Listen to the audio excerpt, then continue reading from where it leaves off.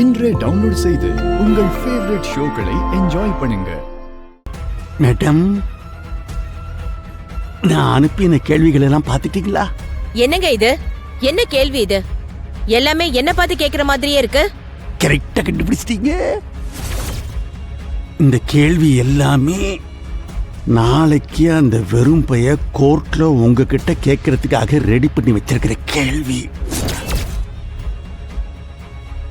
Really? உங்களுக்கு எப்படி?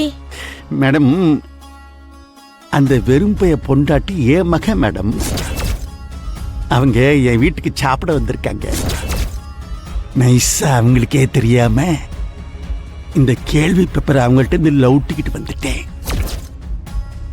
இது எல்லாத்தையும் போட்டோ எடுத்து உங்களுக்கு அனுப்பி வச்சிருக்கேன். நிஜமாவே பெரிய வேலை செஞ்சிருக்கீங்க சவுந்தரபாண்டியன் சார். இந்த கேள்வி எல்லாத்தையுமே ஏதோ பெரிய வக்கீல் கிட்ட கன்சல்ட் பண்ணி தான் அவங்க ரெடி பண்ணியிருக்கணும் மேடம். இதை வச்சு தான் நாளைக்கு உங்களை கோர்ட்ல மடக்கிறதுக்காக பிளான் போட்டிருக்காங்க. My god, thank you mister Soundarapandian. Madam, என்ன இன்னும் நான் உங்களுக்கு எதிராக நடந்துக்கிற மாதிரி பேசிட்டீங்களே, இப்ப புரியுதுங்களா? நான் எப்பவுமே உங்களுக்கு சப்போர்ட்டா தான் நடந்துக்குவேன். சாரி சவுந்தரபாண்டியன் சார், நான் உங்களை தப்பா நினைச்சிட்டேன். இந்த உதவியை நான் எப்பவுமே மறக்க மாட்டேன். Thank you very much. நான் உடனே என்னோட வக்கீல் கிட்ட பேசணும். நான் உங்ககிட்ட அப்புறமா பேசுறேன். இள பரணி, என்ன இன்னுமா சாப்பிட்டு முடியல? இது மட்டன் பிரியாணி, கொஞ்சமாவது ரசிச்சு சாப்பிட வேணாமா? பாக்கியா, என்ன எங்களுக்கெல்லாம் சோறு போட மாட்டியே நீயே? என்ன உன் அண்ணன் மகன் வெறும் பயலுக்கு மட்டும்தான் சோறா? யாரு சொன்னா? அம்பட்டு பேத்துக்கும் தாராளமா பிரியாணி இருக்கு. அவங்களுக்கும் தட்டு எடுத்து இல்ல. சோபலா, நீ உட்காருல. ஏடி, தட்டு தான் இங்க இருக்கு, அப்புறம் தட்டுங்க.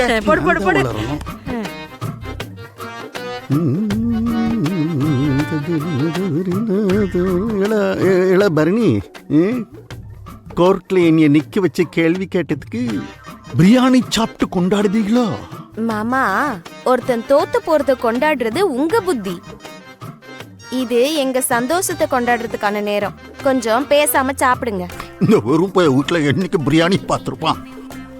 நல்ல கறி சோறுமா கட்டு கட்டுன்னு கட்டணும்னு இங்க வந்து கொட்டிக்குதான். நல்ல கறியும் சோறும் தின்னணும்னு ஆசையா இருந்துச்சுன்னா இந்த வெறும்பில டெய்லி வீட்டுக்கு கூட்டிட்டு வா, நல்லா திருப்தியா தின்னுட்டு போட்டோம். நான் ஒன்னும் சொல்ல மாட்டேன். என்ன? ஆமா, எங்க வான்னு கூப்பிட்டா என் தம்பியோட சொத்தை திண்ணையில அழிச்சு போடுவானுங்க. வேறும் பய கூட்டம். அக்கா, அடுத்தவன் காசுல தின்னணும்னா மானம் வெக்கம் எதுவுமே இருக்க கூடாது. காசுதான் நம்ம கிட்ட எக்கச்சக்கமா இருக்க. ஆனா அந்த பக்கம் ஒண்ணுமே இல்ல. அட கோராமியே, ஏங்க இந்த பிரியாணிய நான் செஞ்சேன்னு நினைச்சீங்களா? இது வேற மாதிரி இருக்கு. சமையலுக்கு நான் ஆளை வச்சு செஞ்சியோ? ஆமா, ஆளை வச்சுதான் செஞ்சாவ. நம்ம சம்முவன் தான் பாய் கடையில பிரியாணி வாங்கிட்டு வந்தான். நம்ம எல்லாருக்கும் தேவையானதை விட அதிகமாவே வாங்கிட்டு வந்திருக்கான். இது அம்புட்டியும் நாங்களே சாப்பிட முடியாதுன்னு சொல்லித்தான் அவங்க ரெண்டு பேரையும் இங்க உட்கார வச்சு சாப்பிட வச்சுக்கிட்டு இருக்கேன். என்னோட சொல்லுத நீ அவன் வாங்கிட்டு வந்ததா இது? ஆமா மாமனாரே, நம்ம பாய் இருக்கார்ல, பாய் அவரு கடை பிரியாணி தான் நல்லா டேஸ்டா இருக்கா. இந்த எலும்பு இருக்குலா, அது நல்லா மென்னு அதுல இருக்கிற மஞ்ச நல்லா உறிஞ்சி சாப்பிடுங்க. அப்பதான் மூளை நல்லா வளரு. வரட்டுங்களா? வராத. சரி சரி.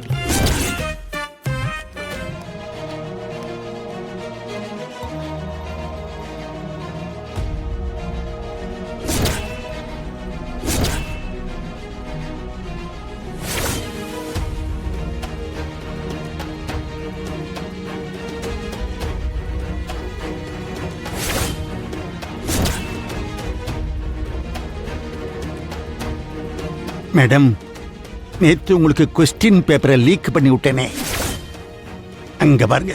அதே கேள்வியை மறுபடியும் மறுபடியும் படிச்சுக்கிட்டு இருக்காங்க பாருங்க. தேங்க்ஸ். நான் ப்ரிப்பரோட தான் வந்திருக்கேன். அவனால என்ன ஒன்றும் பண்ண முடியாது. பேசாம பொறுப்புலயே இருந்திருக்கலாம்ல மேடம். நான் இங்க வராம இருந்திருந்தா நான் பயப்படுற மாதிரி ஆயிருக்கும். பிரச்சனைலாம் இல்ல, சமாளிச்சுக்கலாம். சோ மிஸ்டர் சவுந்தரபாண்டியனோட விட்னஸ் முடிஞ்சிடுச்சு. அடுத்து நீங்க வேற யார விட்னஸா கூப்பிடணும்னு நினைக்கிறீங்க?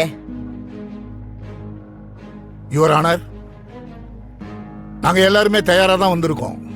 இங்கே இவர் விசாரிக்க காவல்துறை அதிகாரி வைஜந்தி மேடம் கூட வந்திருக்காங்க. இவர் யார வேணாலும் விசாரிக்கலாம். அம்மா, நான் விசாரிக்கணும்னு நினைக்கிறது போலீஸ் அதிகாரியான வைஜந்தி மேடம் கிடையாது.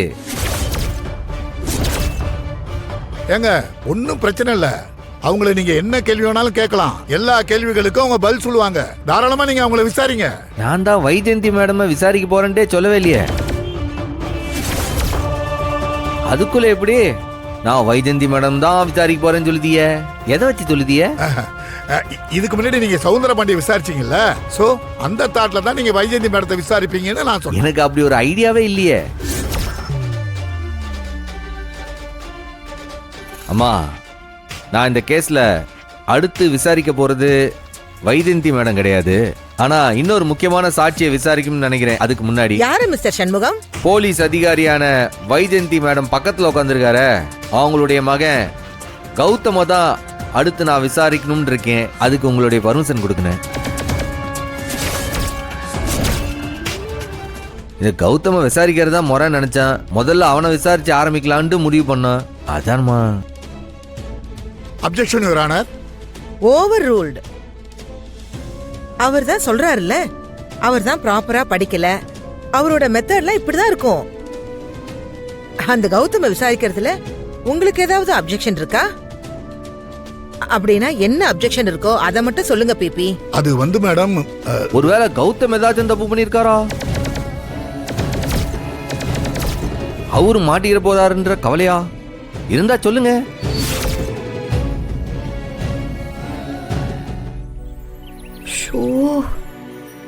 ஏதா இது ஆவணியா இல்ல சித்திரையா?